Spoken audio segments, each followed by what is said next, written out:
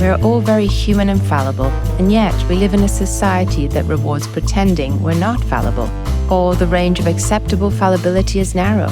We are constantly comparing our insides to other people's outsides and feeling inadequate and guilty, even ashamed. Trying to blend in means parts of ourselves must disappear, and we must then live in fear that we will be found out. Here, together, we will create a space where we can laugh, cry, and carry our suffering and hurts lightly. In the service of being deeply human. This is Life's Dirty Little Secrets. Welcome to Life's Dirty Little Secrets. I'm Emma Waddington. And I'm Chris McCurry. And today we are thrilled, delighted, honored to have Alex Soojung-Kim Pang as our guest today. And we're going to be talking about rest. Alex received his PhD in the history and sociology of science from the University of Pennsylvania. And he has spent decades studying people and technology and the world of work.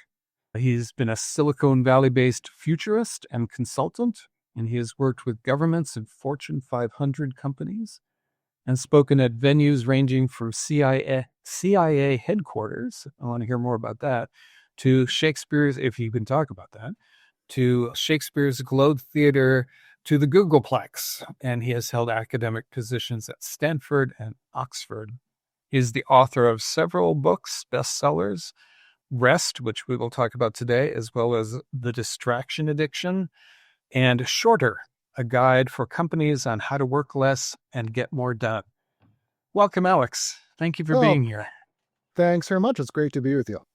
So, rest. I mean, most people think about rest as, taking a nap, decompressing in some way, low energy, not a lot of activity, either mentally or physically. And we live in a world where there's just a lot of pressure to be productive, particularly these days. People are fearing for their jobs, and if they don't work 60, 70 hours a week, they're afraid they're gonna get sacked. But your message is quite different. So tell us about, rest as such an important thing in people's lives and how it's not necessarily being, dormant. Right. So no, I think that's a great way to sort of introduce the subject. And I think that, we often think of rest as something that is entirely passive, right? It's something that happens sort of sitting on a couch with the remote in one hand and a bag of snacks or a drink in the other. It can be sleep, but whatever it is the opposite of work in the sense that it's, it involves doing as little as sort of possible. And while there is nothing wrong with that kind of rest, I think that it is an incomplete picture of sort of what rest is. So if you think of rest as the time that we spend sort of rebuilding or recharging the sort of mental and physical batteries that we spend down when we're working or being a parent or such, that it turns out that the most restorative kinds of rest are not always passive, but rather active. They are things like sort of exercise, like sort of taking walks, sort of doing stuff in the garden, things that sometimes involve a mix of physical exertion and some mental exertion or challenge that's different from work, that sort of takes your mind off of sort of your work or your troubles. So the idea of rest as something that's active is, I think, an important thing for all of us to understand. Another thing is that rest is a skill. It's actually something that we can get better at, in the same way that, let's say breathing is something that is completely natural, but if you're an athlete or a singer, you learn how to use your breath in order to sort of carry a note or to project to the back of a hall, or to get a extra bit of energy sort of in a final sprint to the line. But also, we tragically think of rest and work as opposites, as sort of competitors, part of a zero-sum game. And the biggest thing that I learned in writing my book Rest was that we should think of them not as competitors, but rather as partners, that each one is necessary for supporting and sustaining the other. And that whether as individuals looking to ourselves, whether as sort of managers or as parts of organizations, I mean, it's important for us to think about the ways in which we can design our time so as to both work well and to rest well, to make that possible for ourselves, and to the extent that sort of we have that power to make it sort of available to others as well. So, yeah. And then there's sort of your question about how it is that we've gotten into this state. That is, that's a whole big complex thing that we can spend quite a bit of time talking about. And there are a lot of reasons that we don't take rest as seriously as we should, either as a kind of life project or sort of in our daily lives. And it is really very multifaceted, right? I think there are cultural reasons for it. There certainly are economic ones, things having to do with professional identity, having to do with history. So, if this is something that your listeners don't take very seriously yet, there are very good reasons for that, right? You've been trained in all kinds of ways for decades to think about rest in a particular, somewhat negative kind of way. And that's not something that you can, just flip a switch on, but rather requires some digging around and unpacking in order to do well. I have a New Yorker cartoon on my refrigerator. It's a beach scene, couple sitting on a blanket with the umbrella. The guy looks very unhappy, and the woman is saying, "We are doing something. You're just not good at it."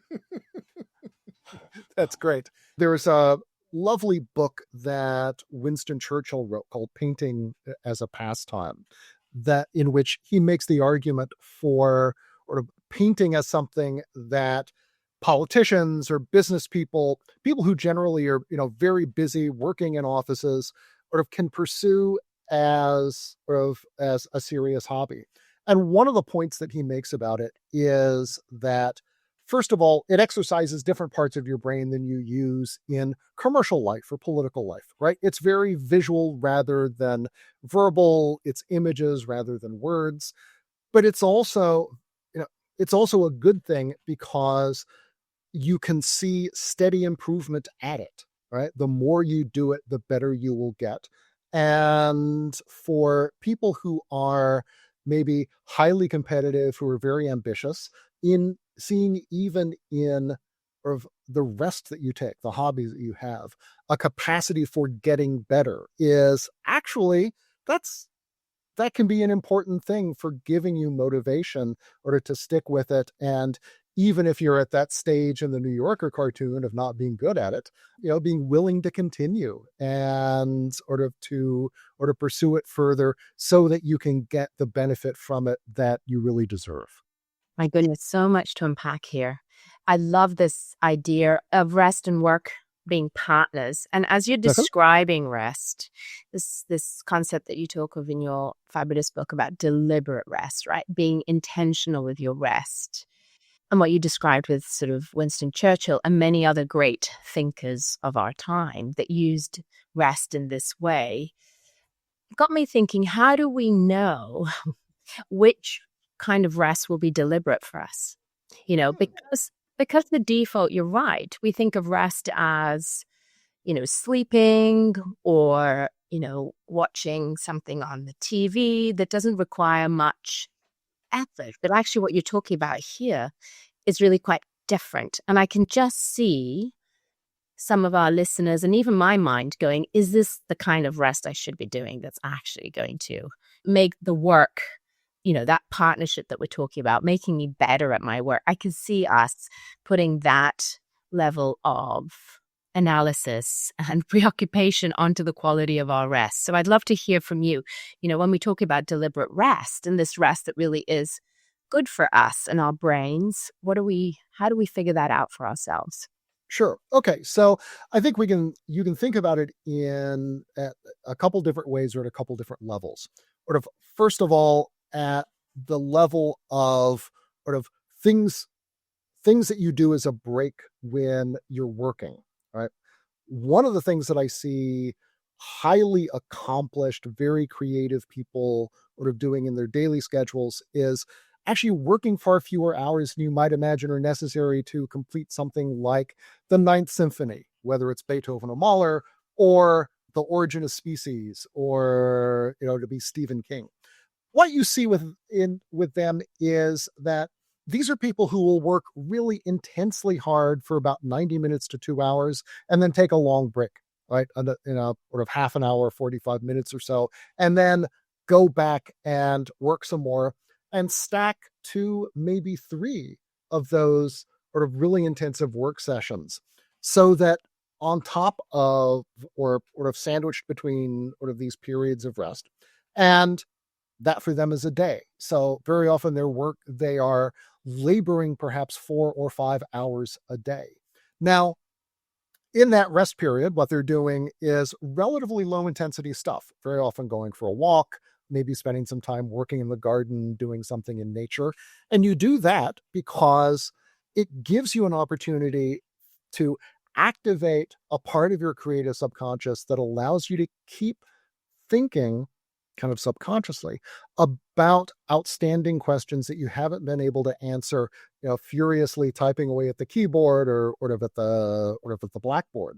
It involves a part of the brain or set of regions that neuroscientists call the default mode network. And the default mode is something that's capable of switching on very, very quickly, right? Literally in the time it takes us to blink our eyes, it starts to activate.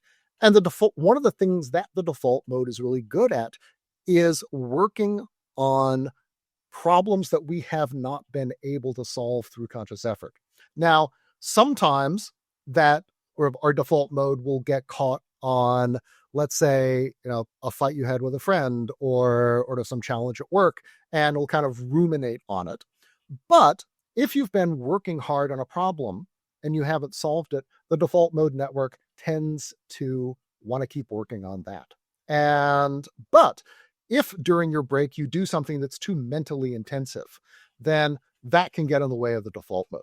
So it turns out that not only does, let's say, going for a 20-minute walk after you've been working for a couple hours give you an opportunity to clear your head, to look out, at things that are not just on screens, but are kind of farther away.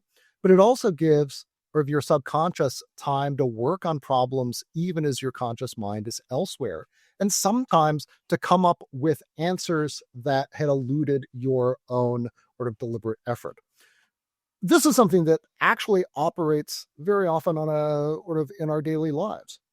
When you're trying to remember the name of the actor who was in the movie and that other thing, and it's on the tip of your tongue, and then 5 minutes later you're folding laundry and, oh, that was Hugh Jackman, right? That's the default mode, continuing to work on a problem even while you're doing something else. And so during the workday, doing relatively low intensity things that kind of give you a stretch, that get your muscles moving, but are not very intellectually intensive, can be really good for both recharging your batteries, but giving you some time to keep working on problems and maybe come up with some novel solutions. Now, if you expand to sort of the level of like nights and weekends, for people who are in sort of high intensity jobs or have trouble detaching from work, either because it's highly stressful, right? If you work in an A&E or an emergency room, for example, the people who survive in those jobs longest are people who have serious interests outside of work that take their mind off work. So, and that can be anything from, rebuilding a transmission in sort of an old car, to being a potter or artist, or sort of going to the gym and beating up on various, sort of boards and bags. It is highly personal. So it's important to figure out which thing really sort of appeals to and works for you, meaning the thing that is going, first of all, to give you a real break. Second, to be something that you're going to continue to do, right?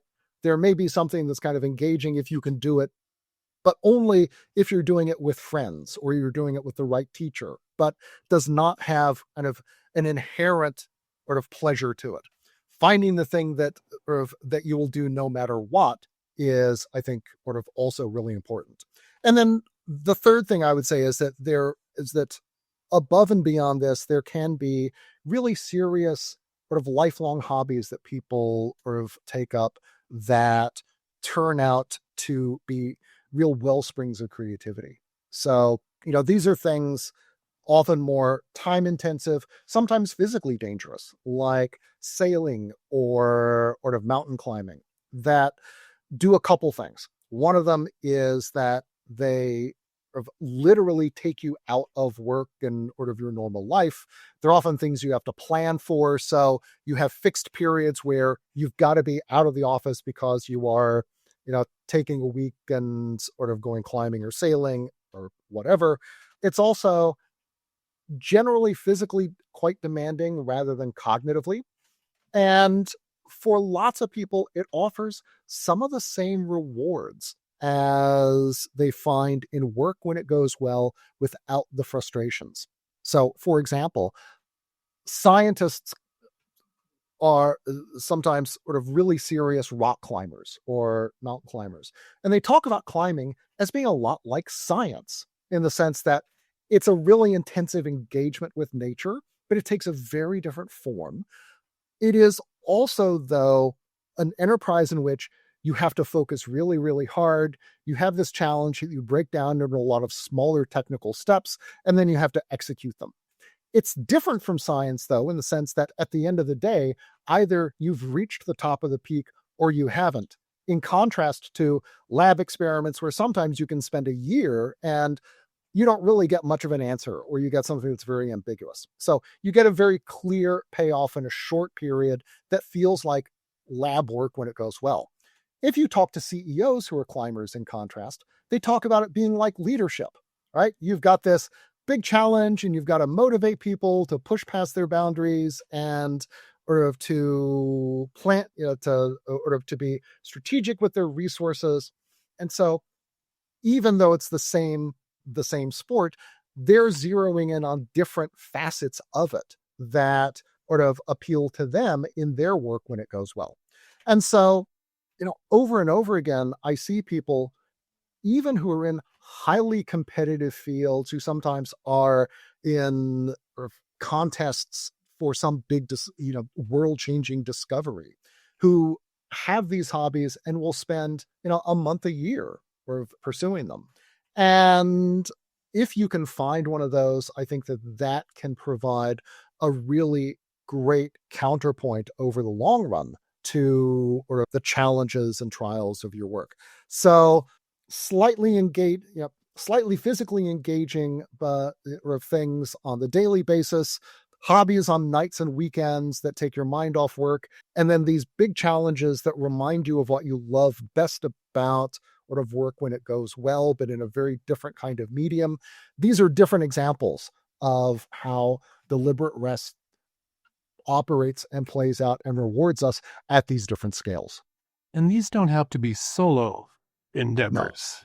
No, certainly not. No, they can be things that you do with other people. I think that sailing is a great example of something that generally you need at other people on deck to do safely.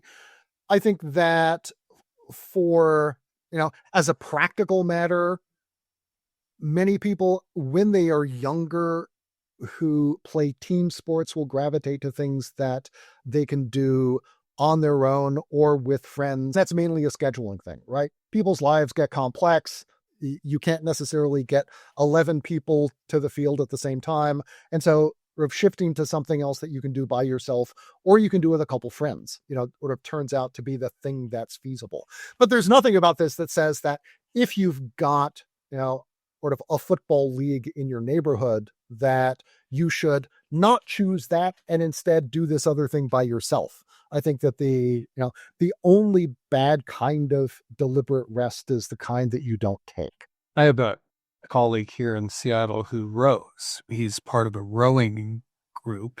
He's my age. They call themselves the Ancient Mariners. and they do 8-man shells. They practice and they go to meets.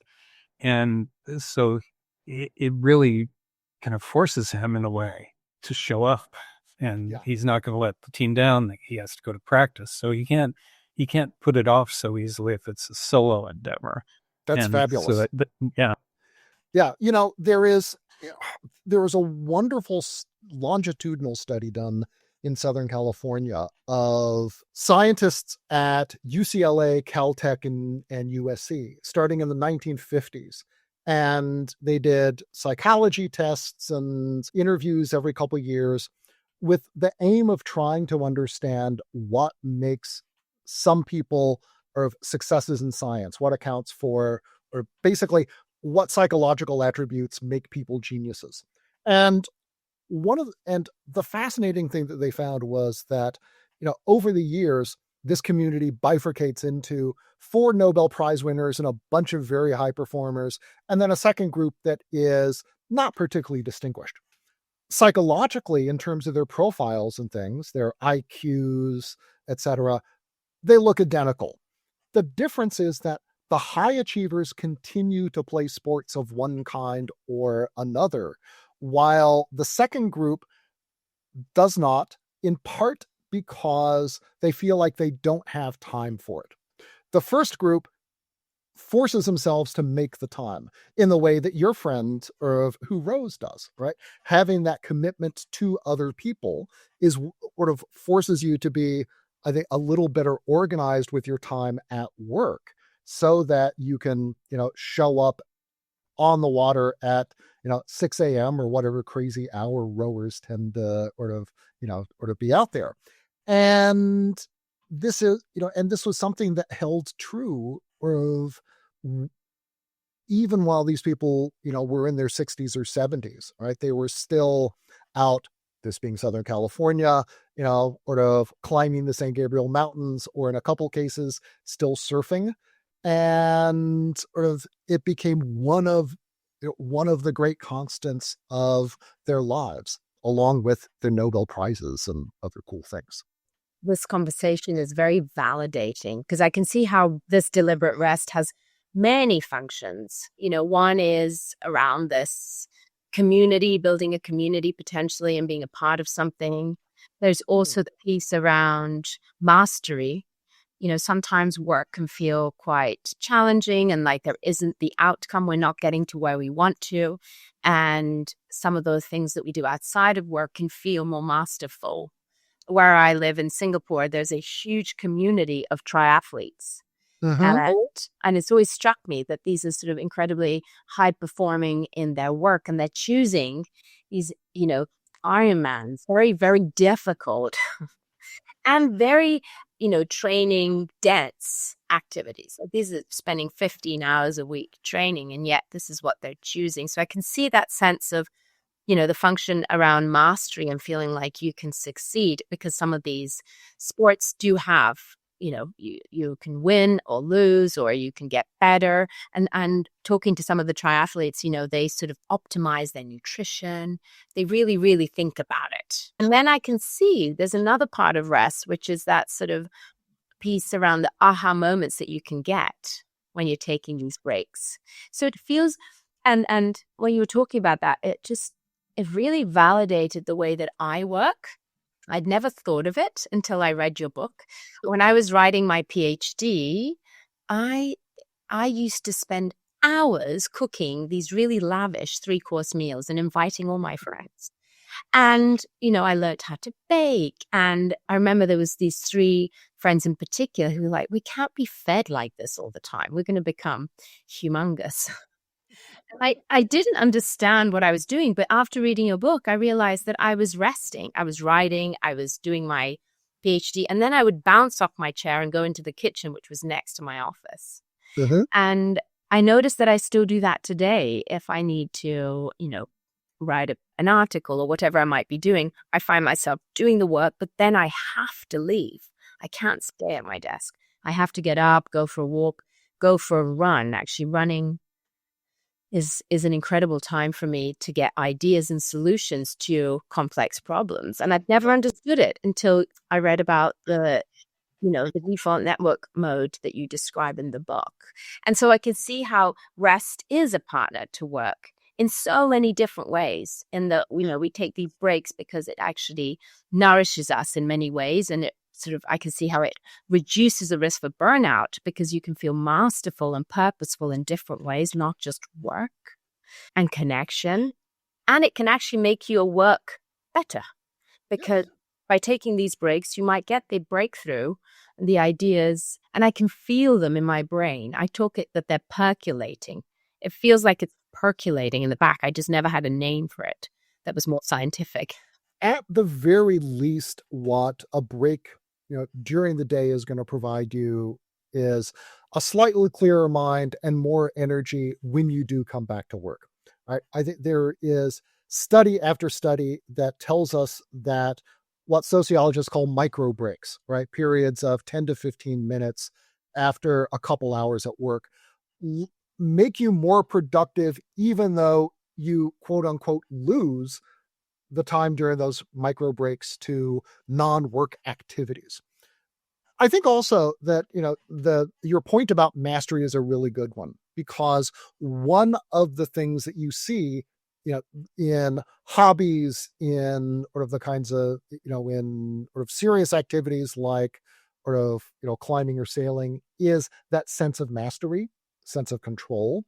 And the fact that it offers an opportunity to sort of to feel and to exercise that, which for people, especially who are in fields where the work itself has a degree of unpredictability to it, is psychologically very important.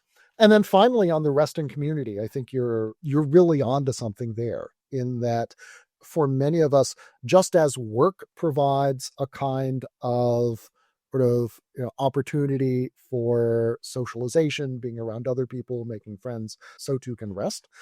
There's finally, and I will build on that by saying that there is also often an important social and collective dimension to rest, in the sense that one of the things that impacts our ability to rest well is of the degree to which other people, particularly at work, our colleagues, are able to support this, or preferably to do it with us, right? That we are powerfully affected both by social or professional norms, but especially by expectations in the workplace. And if you are in a place where people have designed daily schedules in which everyone, it's, okay to be heads down and a little bit antisocial for a couple hours in the morning, but then you all get together for coffee at this time and talk about the game or catch up on other things. That turns out to be really powerful as a way both of giving everybody an opportunity to focus harder, but also making sure that at the end of that, you get the benefits of spending time with one another without a sense of guilt about, sort of, are you kind of, letting your colleagues down or such, because they're right there with you. And so there is an element of sort of communality or sociability to rest that is easy to overlook. And that's very much worth sort of being aware of when you try sort of to implement this for yourself, either in your own personal life or at work. And like you were saying, I work with a lot of organizations. We talk a lot about burnout. And the emphasis often in burnout is, this idea that it's the relentless stress that burns us out. But one of the biggest protective factors is a sense of mattering. You matter to the organization, but also to the people that you work with. And as you were describing, taking those coffees and asking each other about the game or, what's been happening in your life, that does instill a sense of mattering to each other. Yes, absolutely. Yeah. And I think that all the literature that I'm aware of on burnout does talk about that sense of alienation from the work or from colleagues as arguably the most important things that sort of determine whether you're going to feel burned out or not. So then the volume of the work or the number of hours that you are sort of that you're spending.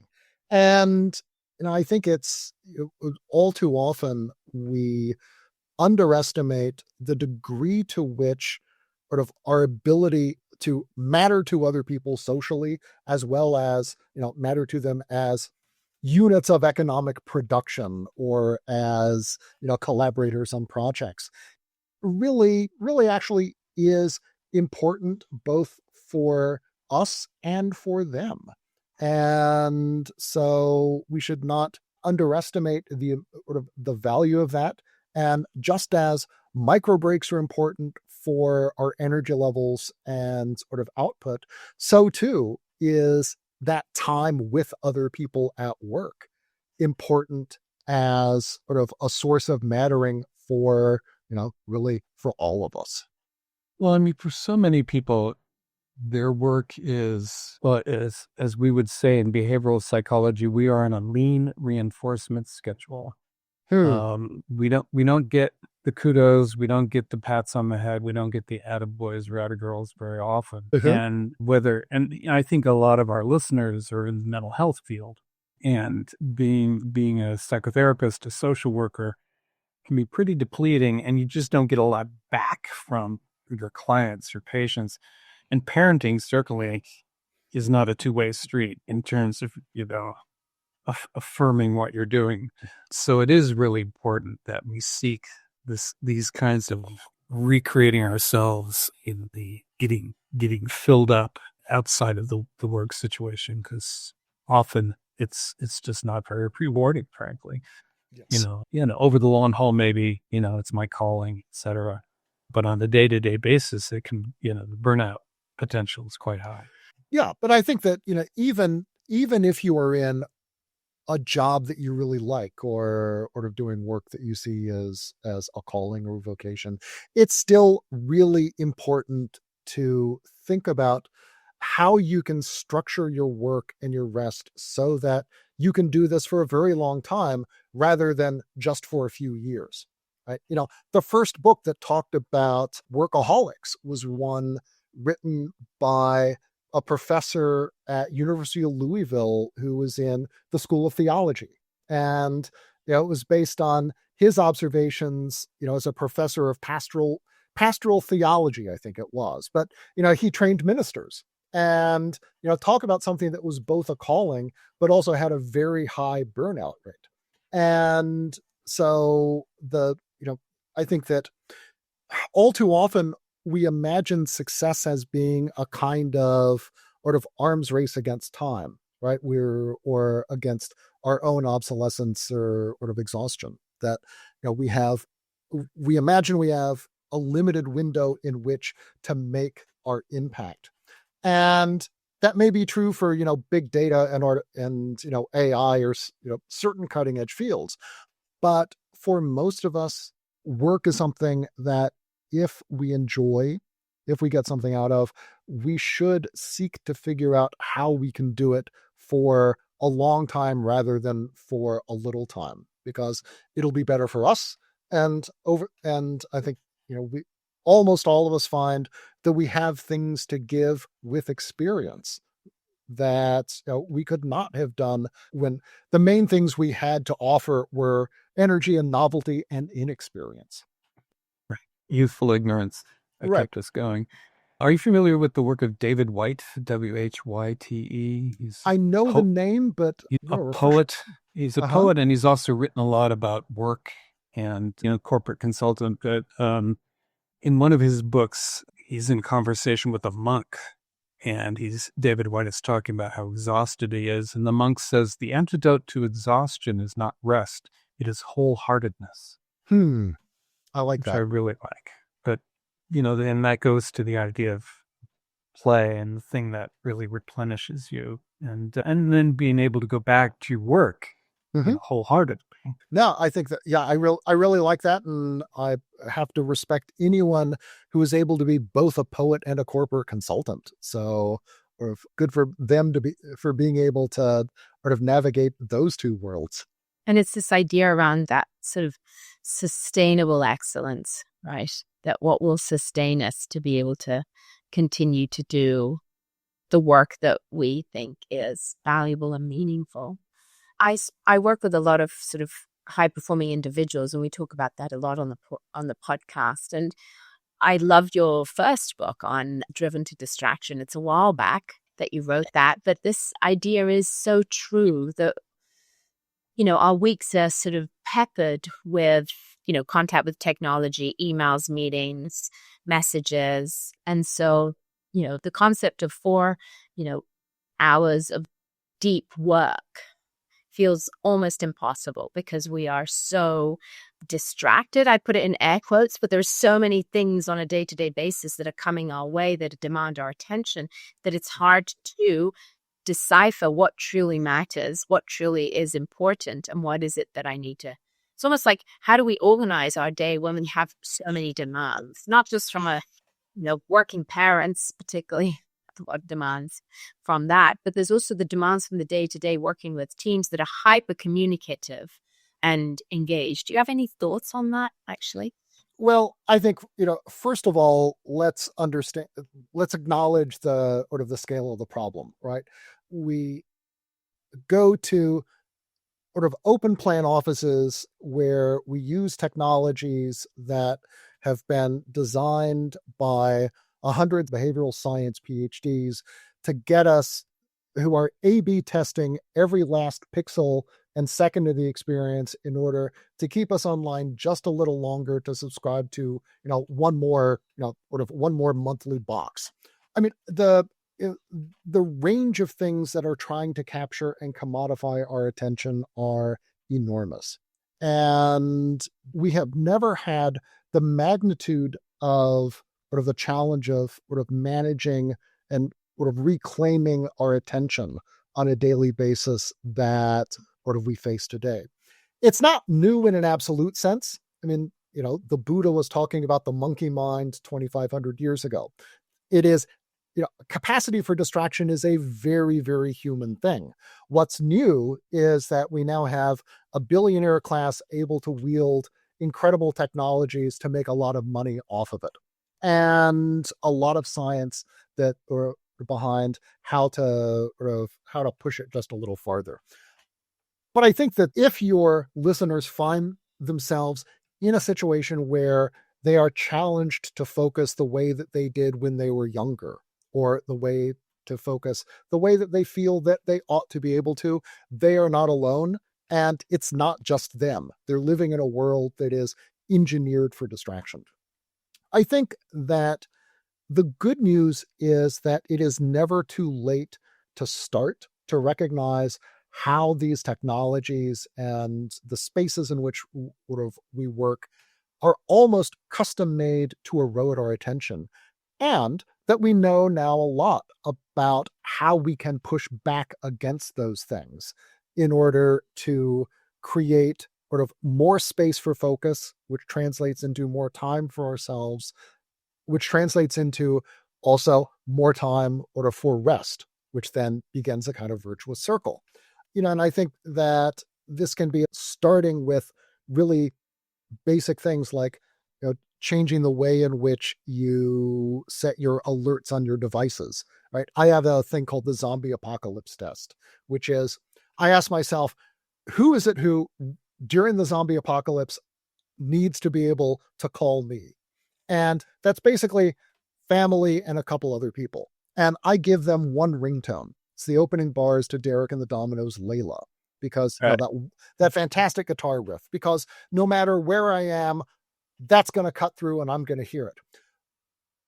I only give that to the people who deserve to be able to interrupt me no matter what else in my life is going on. Everybody else gets the opening bars of one of Bach's unaccompanied cello suites, because if I'm really deeply focused, I have no trouble just ignoring that and letting it go to voicemail. If I'm not, it's easier to make a choice about whether I'm going to pick up or not. That's just one example of the kinds of things that you can do that turn your phone from the equivalent of a toddler who's always trying to get your attention, look at me, see what I'm doing, you're not paying enough attention to me, to something more akin to a slightly haughty assistant who is not going to let you go see the boss sort of just because you want to, right? But I think that one of the things that that this points to is the need to take seriously the idea that we need to recapture, or we need to design environments now in which our attention is allowed to sit with sort of important things.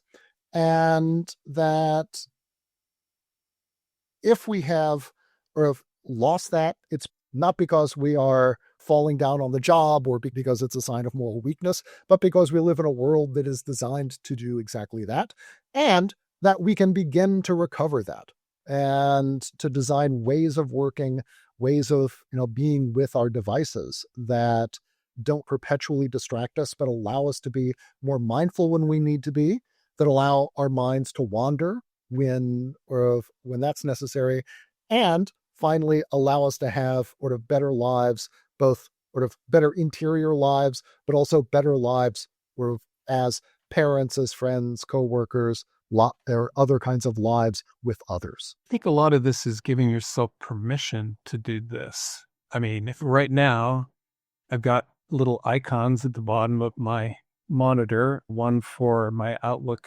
email and the other for Gmail, and they both have little envelopes there. So I know I can see I have email, and it's sort of like, check us, this could be important, FOMO, all of that. And, I want to be responsive to people, and, when they email me, they'll have the time it's jug. So I think a lot of it is just recalibrating our minds, and our self-concepts to be able to say, this is, I deserve this. No, it is, one of the great challenges that we face today, speaking to this sort of issue of deserving it, is that, when we worked in factories or on farms, it was relatively easy to measure how much we got done in a day and when the day ended, right?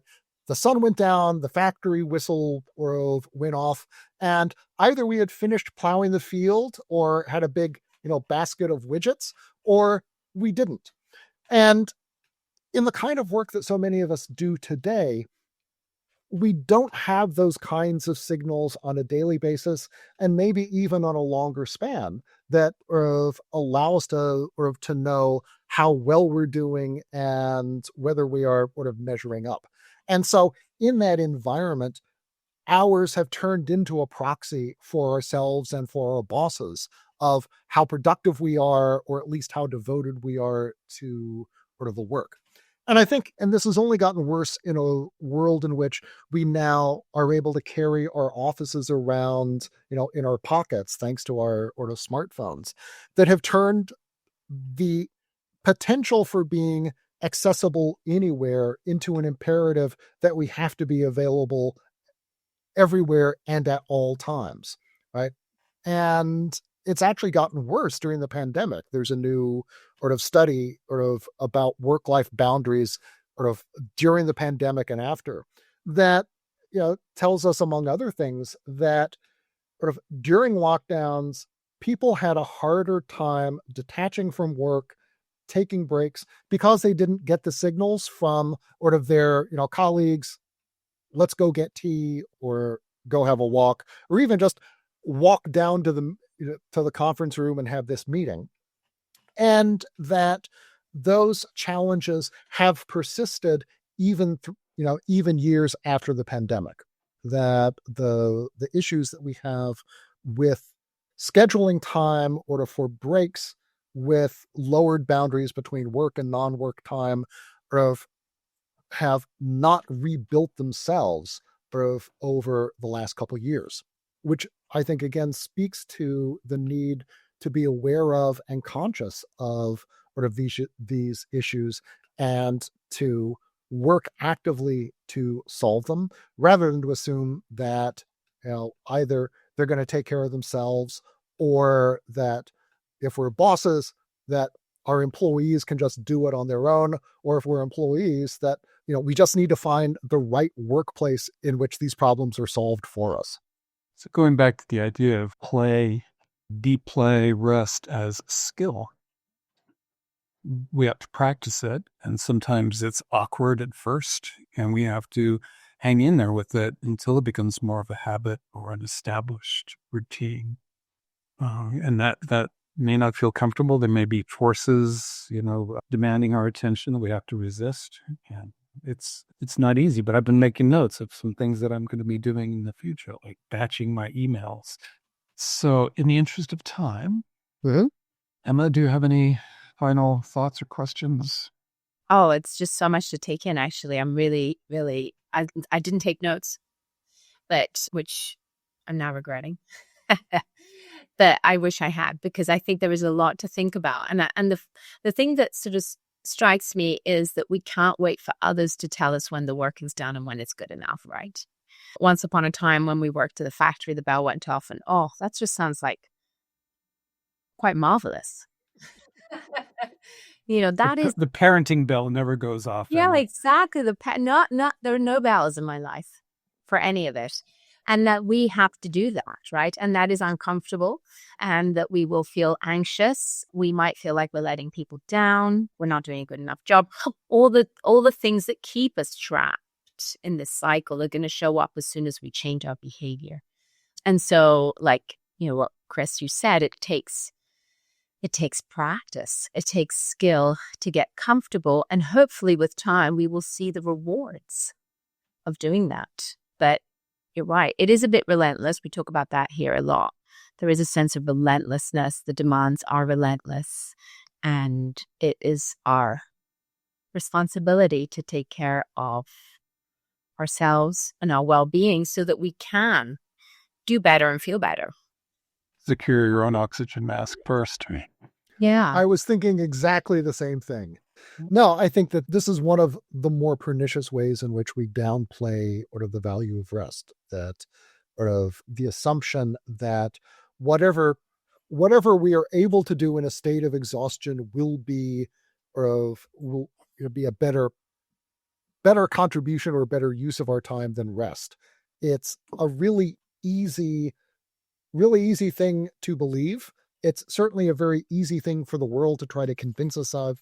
And whether we are talking about ourselves as workers or as parents or or engaged in things for ourselves, the assumption that we are best pushing through to exhaustion than stopping, always wrong. It is that we will get more from the break in the long run and be able to do more thanks to it for more of our lives if we're able to make that a regular thing than if we don't. And it does take a little time. But one of the things that I saw consistently in my book was that even incredibly smart people sometimes had to discover the value of rest in their 30s and 40s after some health scare or, a nervous breakdown or something. And so, and I was writing about some of the world's smartest people. So if they have to learn about the value of rest the hard way, then none of us should feel bad about coming to that recognition later than we might think we should have, right? The only bad thing is recognizing it and never acting on it. But there are all kinds of ways in which you can do that, starting with small things on a daily basis and working up to some very big ones. But the world will be a better place and you will be a better person if you do, if you do take those first steps and make those small changes. Wonderful. Really is. That's a great place to end. We will have links to your books and your other websites on the show notes. Thank you. This has been great. I've certainly learned a lot and it's been very inspiring. And I'm going to put it into practice immediately. Absolutely. Thank you so much for the work that you do. Chris and Emma, thank you very much. It was sort of great to talk to you and appreciate your excellent questions. And thanks for having me on. Thanks so much for tuning into the Life's Dirty Little Secrets podcast. If you have any feedback for us or secrets for future episodes, you can email us at lifesdirtylittlesecretspodcast@gmail.com. Be sure to follow us on Instagram at Life's Dirty Little Secrets or on Facebook at Life's Dirty Little Secrets Podcast. We invite you to follow, rate, and review us on wherever you listen to this podcast. It is the best way to get our podcast out in front of new listeners. We'll be back in a couple of weeks with more. See you then.